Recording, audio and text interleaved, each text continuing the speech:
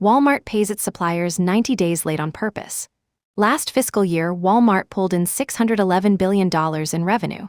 It kept $15.5 billion as operating profit. That is a 2.5% margin, worse than most pizza chains. Yet the Walton family is worth $260 billion. So how does the worst margin retailer in the Fortune 100 mint generational wealth?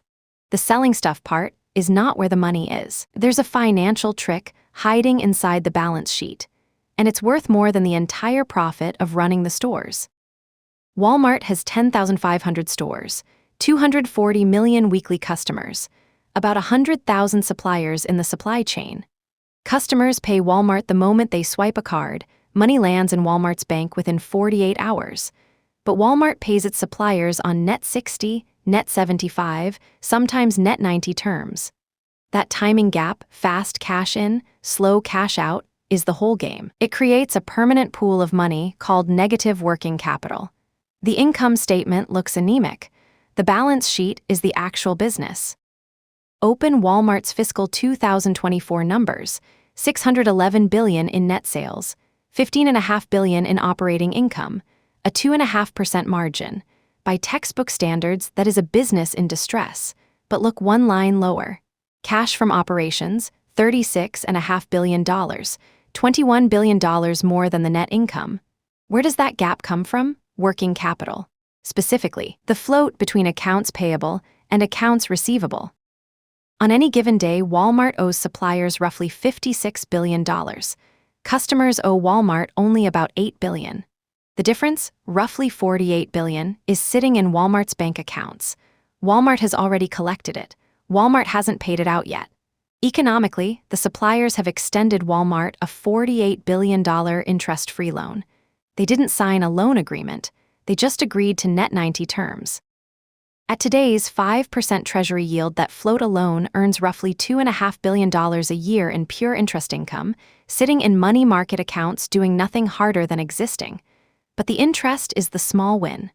The big win is that Walmart can use that $48 billion as free working capital. No bond issuance, no bank loan, no interest expense. The suppliers are the lender, whether they realize it or not. Walk a single can of Coca-Cola through Walmart. Coca-Cola ships the can to a Walmart distribution center on day 1. The can sits in inventory 8 days, hits a store shelf on day 9. A customer buys it for $1.29 on day 12. Walmart's bank account is credited within 48 hours. Walmart's payment to Coca-Cola for that same can is not due until day 90. That is roughly 78 days, where Walmart is sitting on the customer's $1.29 with no obligation to pay it out. Multiply by 240 million customers a week. Multiply by 52 weeks. Multiply by an average basket of $42. The math collapses into the largest interest-free loan in commercial history, refinancing itself every quarter automatically. Walmart did not have to convince anyone to lend it money.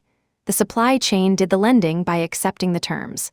Now compare to Costco, the closest peer. Costco pays its suppliers faster than it collects cash from members. Positive working capital. Costco cannot run this play at scale. Target's operating cash flow runs about 1/5 of Walmart's, despite Target carrying about 1/6 the revenue. No comparable float advantage.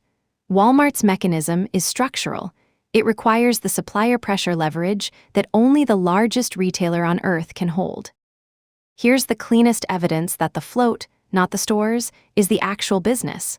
Walmart's reported net income last year was $15.5 billion. Cash from operations was $36.4 billion. The $21 billion gap is dominated by working capital movement. Net income is the accountant's story.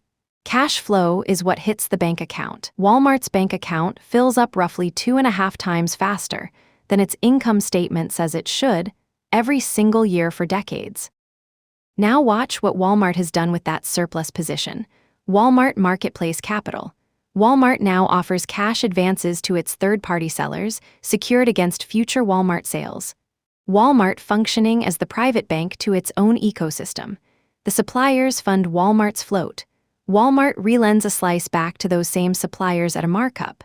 That is not retail. That is banking with a storefront attached. And then advertising. Walmart now sells in-store screen ad space and online ad inventory to brands, including brands that don't even sell products at Walmart. Multi-billion-dollar annual revenue line. Software margins. Same playbook Amazon ran with AWS and ads, but Walmart got there a different way, through the balance sheet rather than spare server capacity. The point of the storefront was never to make money on the shelves. It was to generate the data, the foot traffic, and the supplier dependency that funds everything else. This is why Walmart can absorb price wars on consumer staples and still grow earnings every year. The retail business does not have to be profitable in a textbook sense. It has to be the largest funnel in physical retail. That is its only job. The float does the financial heavy lifting. The advertising line is starting to do real income lifting. The capital lending arm to suppliers is the cherry on top. It is also why mom-and-pop grocers cannot compete. A small grocer pays suppliers on net 15 because suppliers do not trust them. They have negative float, the wrong direction.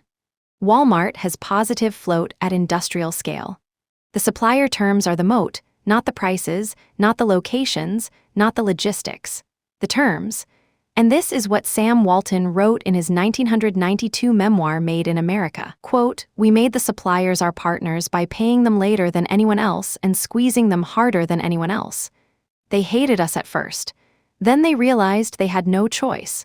That is not a side effect of being big.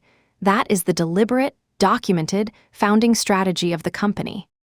Lesson: when you see a business with razor-thin margins generating massive cash flow, look at the gap between accounts payable and accounts receivable. That gap is often the actual business. Apple does it with App Store payouts. Insurance companies call it the float. Buffett built Berkshire on it. Banks literally are the float. Your deposit is their interest-free loan to themselves. The companies that win for decades are not the ones with the best products or the lowest prices. They are the ones that figured out how to get someone else to fund their growth without paying interest. Walmart is not in the retail business. Walmart is in the float business with a retail customer acquisition arm bolted on the front.